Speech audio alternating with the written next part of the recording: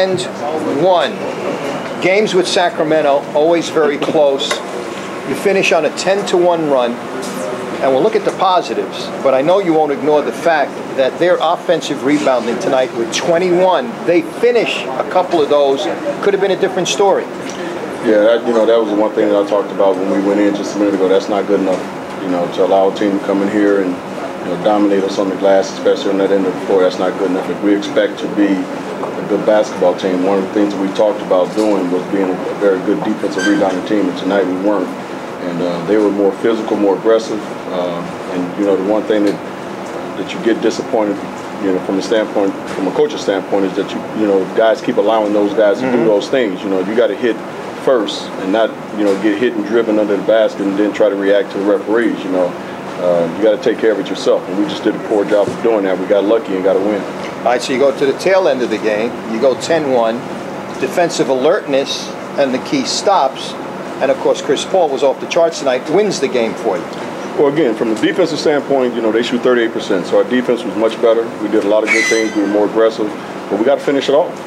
That's the bottom line. When the shot goes up, we got a lot of guys that are staring at the birds, as we call it. They just turn and look at the ball, and they got to turn and find guys and box them out. And it's all 5 guys on the basketball court. So, again, it's something that we're going to keep hammering, but we got to do a much better job of being a little bit more tougher and physical down there so we can rebound and take care of, at least take advantage of the situation of having a good stops and good defensive possessions. You said you were going to emphasize after the San Antonio game, aggressive cutting, play action, movement on the offense. You showed that early. You couldn't maintain it, but right. Is that an area of growth? You like the improvement? Yeah, I like the improvement. And we did a lot of good things on the offensive end, got a lot of good spacing. We missed some shots, but we made some shots as well. Still trying to work on getting that ball to Mecca down there and David as well. But there's some good things on the offensive end. But again, on the defensive end, I thought we did good things as well. But we gotta finish the product. But the body language more positive tonight after what happened in San Antonio. Well, anytime you get a win, it's going to be much more positive. And I thought from the start of the game we were more positive and a little bit more proactive in what we were trying to do. So again, we just got to get to a point where we can sustain it for 48 minutes. And if we can do that, then we'll be very good this year. Final question: biggest area of growth? If you can wrap up the whole game. I think just from a defensive standpoint, guys doing a better job of closing guys out, doing a better job of communicating, but we're still nowhere near where we should be. We still had lapses on the communication part, and those are things and areas that we got to continue to work on. Coach, thanks as always. Congratulations. Thanks, Jerry. I appreciate it. Byron and Mecca seems to obviously fit right into what you want to do. I mean, he obviously doesn't need a lot of work to get where he needs to be. No, he still needs work. Because he's not in the greatest of conditions right now. Even though tonight he was pretty good at 32 minutes, we want to keep it around that 28 to 32 minute mark right now. So continue to just check his minute and monitor him in that, in that terms. But he does fit what we talk about. He gives us a different element down there, and being able to throw him the ball and let him post up. So again, we're just going to see if we can just keep applying it every single day so he gets comfortable and understands what we're doing, and from a conditioning standpoint, just getting better condition. Because once I think he gets in top shape, he's going to be a monster.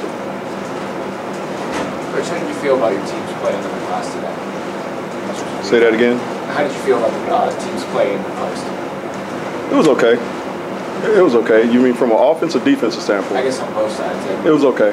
Offensively, I mean, we're trying to get the ball to David a little bit, and they were doing a pretty good job of fronting, so something that we had been working on. We didn't take advantage of it because we had Hilton in there all preseason instead of Mecca, so we still have to work on our high lows, and it's the same when the Mecca's in the post. But overall, we did a pretty good job. And on the defensive end, it was decent because they really didn't have post-up players. They had one guy really, and Thompson, that was their post-up guy. Everybody else were perimeter guys, so we did an okay job. Byron, you took Chris out midway through the first quarter, a little bit earlier than normal. Just experimenting, or what was the plan now? Oh, well, I told CP that I was going to take him out early tonight so I could keep David in a little bit longer. And my plan was just not to have them both, on the bench at the same time for 6-7 minute, periods. So if I took him out early and let David play the first quarter, I can bring CP back in 10-minute mark, 11-minute mark, so they don't have that much time. And I got one of those guys on the floor pretty much all the time. So that was pretty much the way I was thinking, and it worked all right tonight.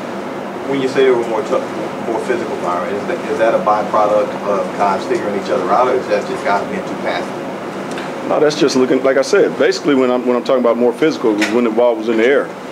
They were going at it. They were going after it. And our guys were watching the birds, as I say. You don't know what that means. Shot goes up and you just do this. You're not turning to find a guy to box out. And that's what we didn't do. You got to turn and locate somebody, box their butt out, and then go get the ball second. And they were able to push us under the basket, where they had the balls coming out, long rebounds and things like that. But if we would have boxed out, then we would have been able to get those rebounds. Emeka with the putback and the 2 block shots, just talk about his impact in the game as well. Yeah, he did a heck of a job. The putback was great. The block on Martin at the end was fantastic, obviously, because I thought CP got hung up, and Emeka did a great job of just getting out to him and challenging the shot, and he got a piece of it. So, 2 big plays that had a big time impact on the game. All right.